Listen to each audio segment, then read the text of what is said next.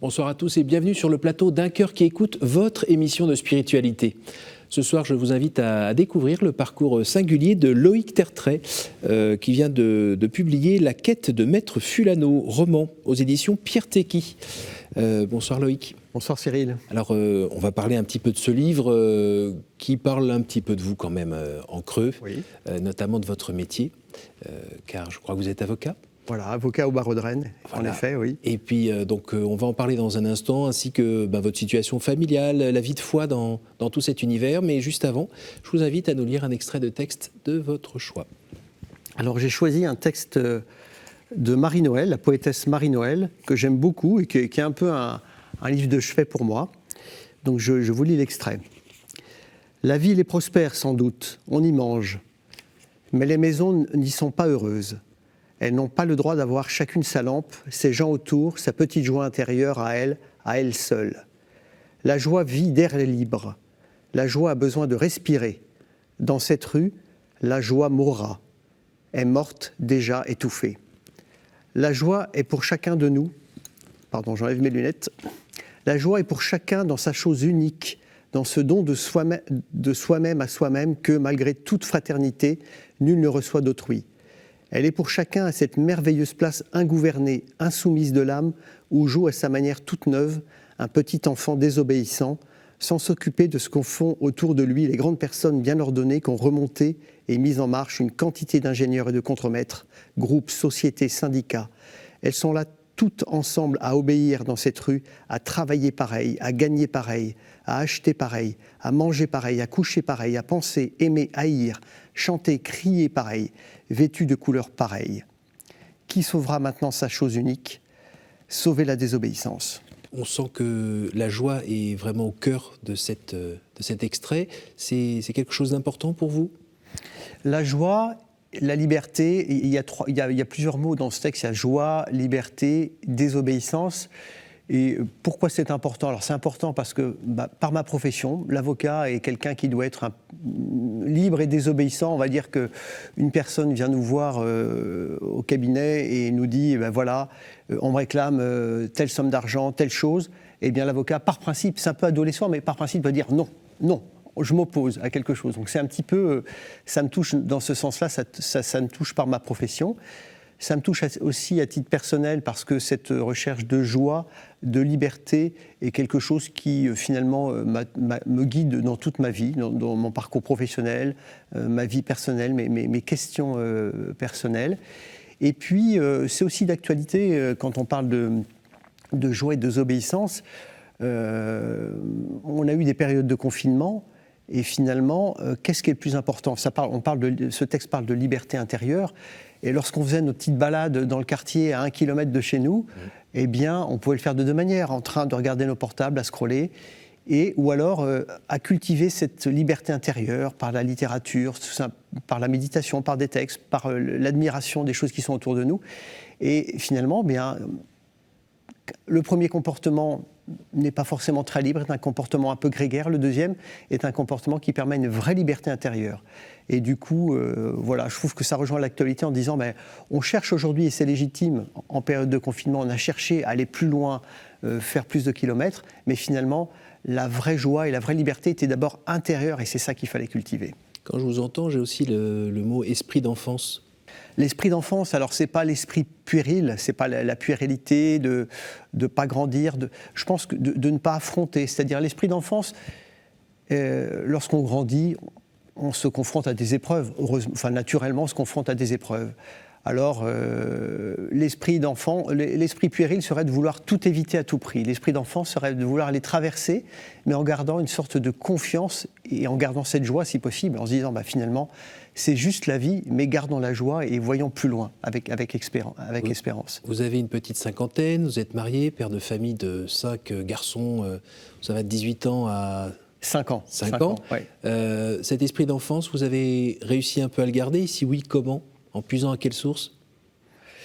L'esprit d'enfance, c'est déjà savoir s'amuser en famille. Je pense que nous, je vais vous citer un exemple. Parfois, en week-end, il y a toujours un moment où je prends mon portable, on se met sur YouTube, on branche une baffle et on met des musiques et on danse. Donc ça veut dire que, alors les plus grands, je dirais à 18 ans, 16 ans, sont plus en train de bouger autour de la table, mais on se met à tourner autour de la table. Il y a une musique qui ressemble à des musiques, mais c'est des musiques des années 80, mais il y a des musiques qui ressemblent. Les enfants nous disent ah ça c'est une musique d'Indien, donc on tourne autour de la table en jouant aux Indiens. Donc voilà, ça c'est l'exemple où on a l'impression que cet esprit d'enfance est resté au sein de la maison. Ouais. Est-ce qu'il y a une source particulière où vous allez puiser quand justement les aléas de la vie vous écrasent un petit peu, vous avez perdu une affaire sur laquelle vous travaillez depuis très longtemps, ou bien avec un des enfants c'est un peu plus compliqué? Est-ce que quand tout d'un coup la vie se fait un peu plus lourde sur vos épaules, il y a une attitude que vous avez, un endroit où vous allez, quelque chose que vous faites pour vous ressourcer? À deux, en couple, c'est la marche. On part marcher. Donc on laisse tout en plan, on va marcher, et là, les choses reviennent petit à petit, la parole, le contact, la nature. À titre personnel, c'est, pour vous dire, c'est même très récurrent, moi, cette attitude d'aller me ressourcer. Notre bureau, on a la chance d'avoir un bureau à côté d'un grand parc à Rennes, et le matin, je gare ma voiture, et je pars dans ce parc, et là, dans ce parc, automatiquement, c'est là où Dieu me rejoint. Dieu me rejoint par la nature, et du coup, c'est là où je confie la journée, les difficultés du boulot, les difficultés avec tel ou tel enfant, la crispation de la journée. Et donc, je pense que c'est par la promenade tranquille, c'est pas forcément de randonnée de 3 heures, mais une petite demi-heure. Et puis par la contemplation. Voilà, il y a de la brume qui monte le matin, des canards qui sont là. Et ça, tout ça, ça m'apaise. Et surtout, Dieu vient par ça. Dieu vient par ça et vient me donner la paix qui me manque à ce moment-là. Vous parliez des années 80 tout à l'heure. Si on rembobine la cassette, vous venez d'où? Vous êtes né dans une famille catholique? Alors moi, je suis un Breton. J'ai vécu à Lorient et dans une famille catholique. On est 3 frères. Et donc on a vécu toute notre jeunesse à Lorient, très tourné vers la mer, avec pas mal de bateaux. J'étais d'ailleurs j'étais louveteau marin, scout marin au début, donc on a fait du bateau dans ce cadre-là. Et du coup, je peux dire que on a eu une éducation catholique. Je veux dire que j'ai eu une enfance heureuse. Voilà, entouré de mes parents, de mes frères, avec des vacances, avec des cousins. Et puis ensuite, j'ai fait mes études de droit. Vannes, Rennes. J'ai terminé à Paris. Alors là, j'ai hésité en me disant droit, presse. J'ai fait l'Institut français de presse, vous voyez. Et puis finalement, après le service militaire, j'ai embrayé dans ce métier. J'ai fait le choix du métier d'avocat. Pourquoi ? Eh bien, pourquoi ? Pour cette liberté, déjà, je pense que ça pouvait donner. Pour cette liberté, parce que c'est un métier de rencontre, et ça, moi, c'est une importance capitale. Pour moi, une journée est remplie lorsque je rencontre une personne. La journée peut être faite si je rencontre une personne.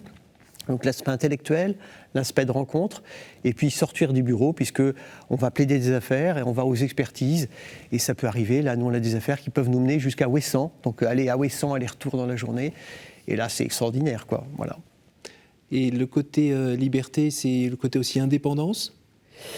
Oui, il y a le côté indépendance. Alors ça, c'est vrai, côté indépendance, c'est-à-dire on doit toujours répondre à quelqu'un ou à quelque chose. C'est-à-dire qu'on ne peut pas être totalement son propre chef. Nous, là, on est 4 associés. Je ne fais pas ce que je veux. Mais c'est le côté, en effet, de petit à petit. Alors quand on est jeune avocat, on a besoin d'un mentor, de se former auprès de quelqu'un. Mais petit à petit, de dire...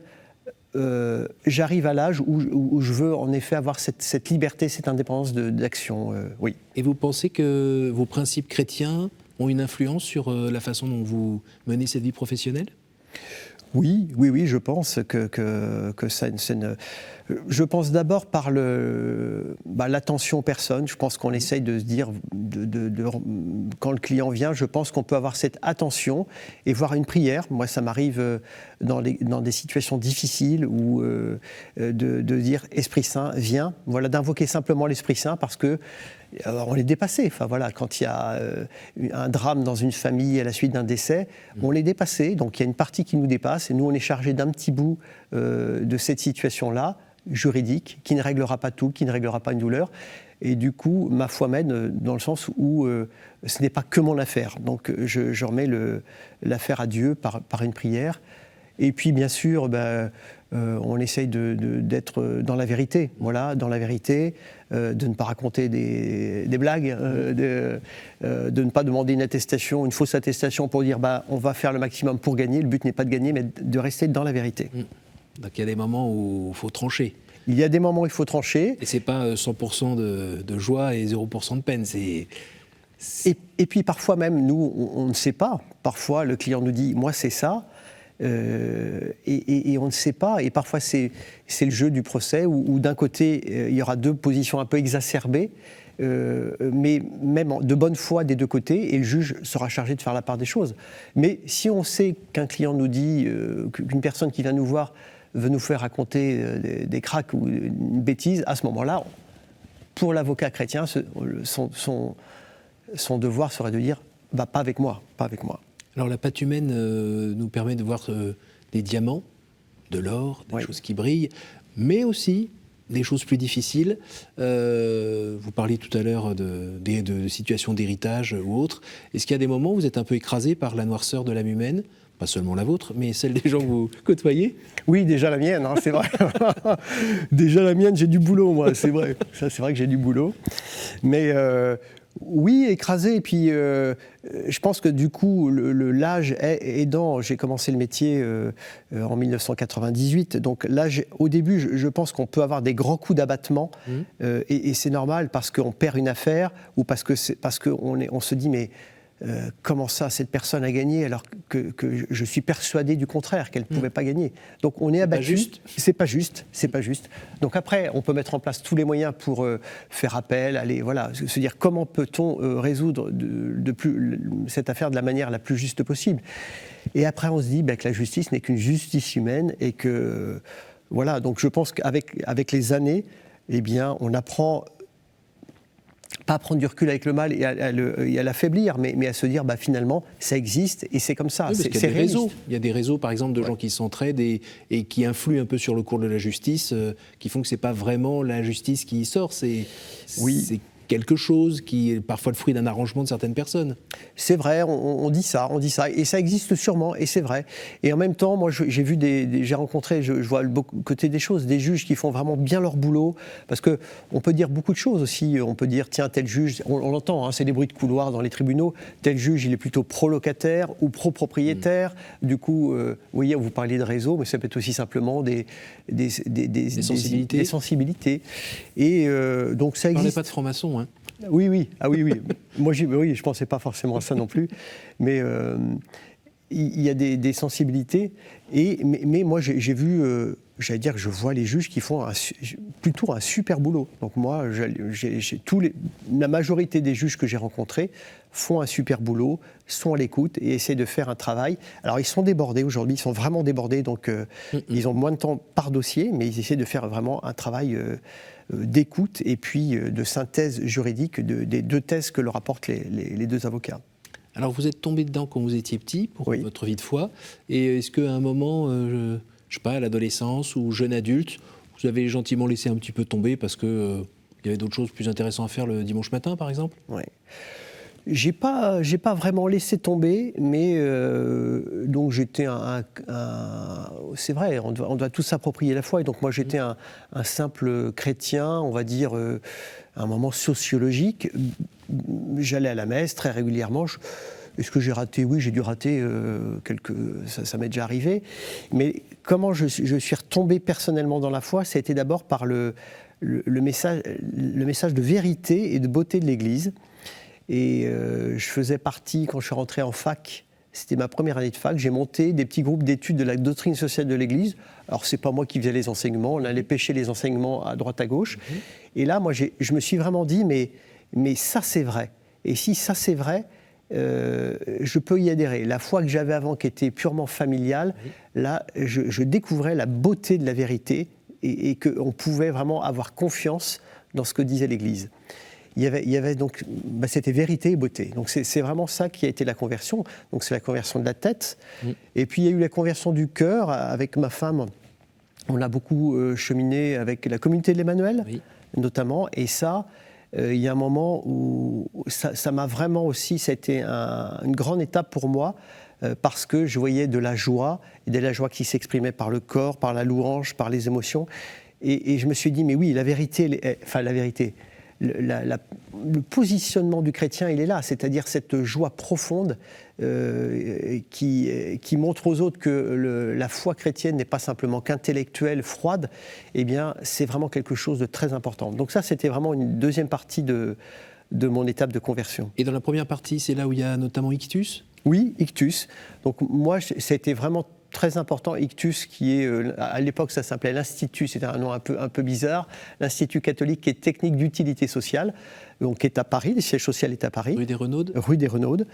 Et il proposait ces fameuses formations à la doctrine sociale de l'Église.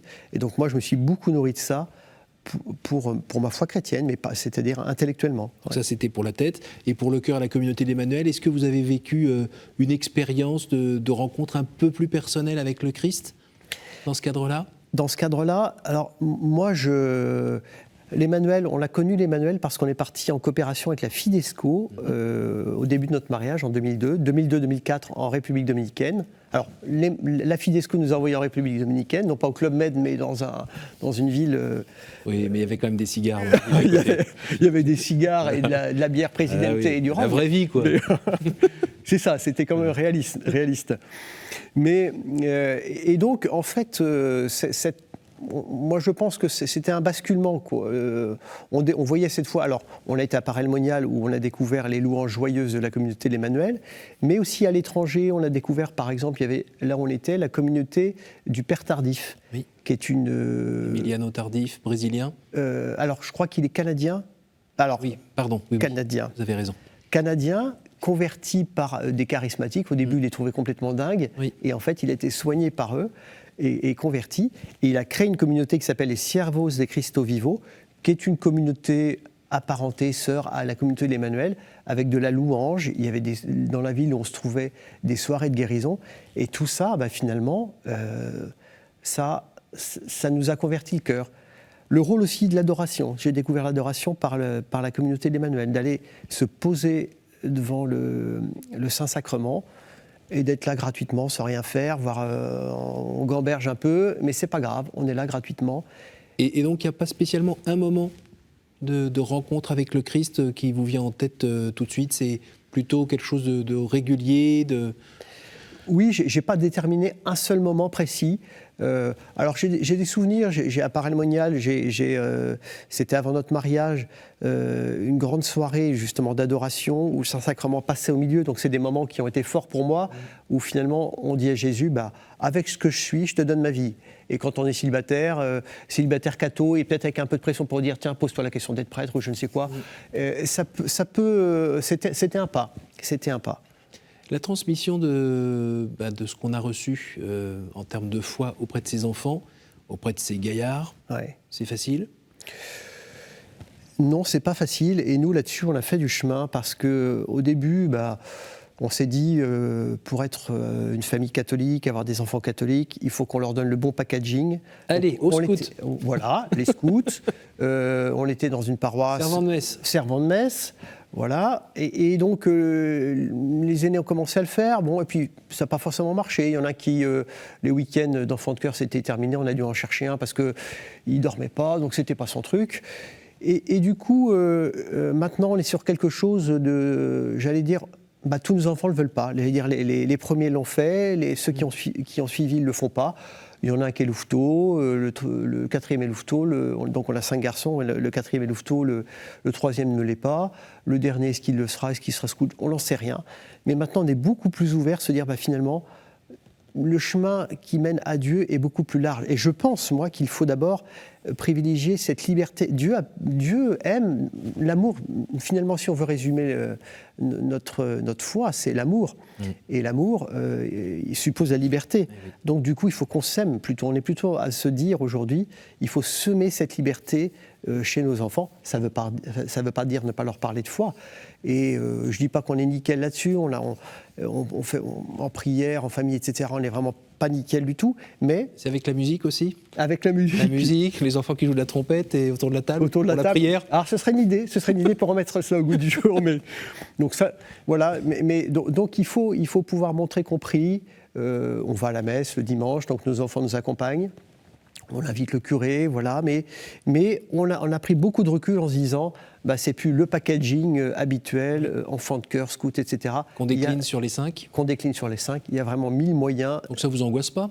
Et donc ça non, ça m'angoisse pas, non. Enfin, il y a un côté un peu à la grâce de Dieu ou... Il y a un côté à la grâce de Dieu, un côté où finalement on sait que Dieu s'occupe d'eux. Si on regarde un petit peu nos vies aussi, on était des gars, j'ai peut-être été scout, enfant de chœur à un moment, mais ce qui n'empêche que, est-ce que c'est ça qui m'a mené à Dieu ? Je ne sais pas. Est-ce que c'est pas la prière de ma mère qui est maintenant au ciel, qui fait que j'ai pas lâché, que repensant à elle, à son exemple, oui. Eh bien aujourd'hui, et puis à sa prière au ciel, eh bien aujourd'hui, grâce à Dieu, Dieu vient me voir tous les jours, quoi. Voilà, donc oui, moi j'ai confiance. Alors c'est vrai que parfois, s'il y a un enfant qui fait un truc qui n'est pas très dans les cadres, forcément on est inquiet dans l'instant. Mais de toute façon, l'éducation, pour nous, on voit bien, c'est toujours la confiance de la confiance. L'enfant qui parle beaucoup, on peut avoir confiance, on sait ce qu'il fait. Celui qui ne parle pas trop, on ne sait pas, mais c'est la confiance. Il n'y a que comme ça qu'il pourra grandir. La quête de Maître Fulano, est-ce que vous pouvez nous en dire un mot ? Parce que ça m'a bien plu. Il y avait un petit côté, alors je dirais pas conte moral, parce que c'est pas très bien entendu. Conte philosophique. Voilà, conte philosophique, on va dire ça. Ouais. Racontez-nous un petit peu quand même. Alors, la quête de Maître... Alors, Fulano, moi je dis Fulano un peu à l'espagnol, c'est un petit lien avec la République dominicaine où on se trouvait. Fulano, ça veut dire un tel. Donc la quête de Maître Fulano, finalement, c'est la quête de tout homme, la quête de chacun. Alors Fulano, c'est un avocat qui est installé, qui a déjà 20 années de bar. Il est installé, il a une bonne clientèle. Il est tranquille, quoi. Il a une belle bagnole, un SUV. Quand il va au tribunal, il a son portable, il scrolle tranquillement. Mais voilà, il se contente de cette petite villa. Et il recrute un jeune collaborateur qui vient le bousculer. Ce jeune collaborateur, lui, il est toujours à vélo. Donc là où l'ancien est en bagnole, lui est toujours à vélo. Ce jeune collaborateur est littéraire, toujours à se demander pourquoi, à vouloir reculer les évidences. Et ça bouscule. Se décaler toujours un peu. Se décaler toujours un peu par rapport à la façon de voir. Oui, c'est ça, se décaler par rapport à la norme, se dire... et du coup, ça bouscule... Ça bouscule un peu notre bonhomme. Ça bouscule notre bonhomme, et qui finalement va adhérer un peu au mode de vie de ce jeune collaborateur, qui à la fois aussi... Alors, c'est pas forcément si clair que ça, mais c'est un jeune collaborateur qui à la fois, et qui petit à petit, sans le forcer, parce que la foi justement est très libre, va amener l'ancien à se poser cette question de la foi, se dire finalement, on peut mener une vie beaucoup plus libre, intérieure, en sortant de sa grosse bagnole, en allant voir les choses, en lisant de la philosophie. Et on voit la métamorphose du personnage. Et on voit la métamorphose, ouais. Et je me demandais si vous étiez le petit jeune ou si vous étiez les deux. Ah, moi, les deux. Souvent, on me pose la question, alors à Rennes, on m'a dit, qui est Maître Fulano à Rennes ? Alors, il n'existe pas, heureusement. C'est un de mes amis, je suis désolé. Moi, j'ai bossé avec deux avocats. Le premier avocat, c'était un homme, un littéraire, celui qui m'a formé, et du coup un homme de théâtre, donc pas du tout Fulano. Et le deuxième était un grand chrétien, également pas du tout Fulano. Donc vraiment, on est un peu des deux. On a notre part de Fulano, et puis pourquoi pas, qui est peut-être pas mal, un peu de confort, et puis la part de Jack qui est celle qui titille et qui amène un petit peu plus loin. Vous êtes là avec vos deux chevaux à essayer d'avancer avec les deux qui vous tirent un peu par là ou par là. C'est ça. Alors moi, j'essaierai un peu plus vers Jack, quand même. C'est le conseil. Alors, il est temps que je vous pose des questions courtes qui attendent des réponses courtes. Est-ce que vous pouvez me dire un chiffre entre 1 et 7, s'il vous plaît ? 7. Y a-t-il une parole que vous regrettez de n'avoir pas dit à quelqu'un ? Mon père est veuf, j'ai ma mère qui est morte, et j'ai eu cette chance de pouvoir lui dire les choses avant qu'elle meure. Et alors, forcément que j'ai plein de paroles que j'aurais pu dire, ça, vraiment, mais il n'y a rien qui ne me taraude, ça ne me taraude pas. Entre 1 et 6 ? 3. Quel est l'endroit ou le lieu qui vous porte le plus à la prière ? La campagne, le bord de mer, enfin voilà, les promenades. Ouais. Entre 1 et 5. Allez, 1. Soyons fous. Soyons fous. Qu'aimeriez-vous avoir vécu avant de mourir ? Qu'est-ce que j'aimerais... ce qu'on voudrait faire avec ma femme, c'est repartir en coopération à la retraite. Là, parfois, on s'était dit, après notre première coopération, on aimerait repartir.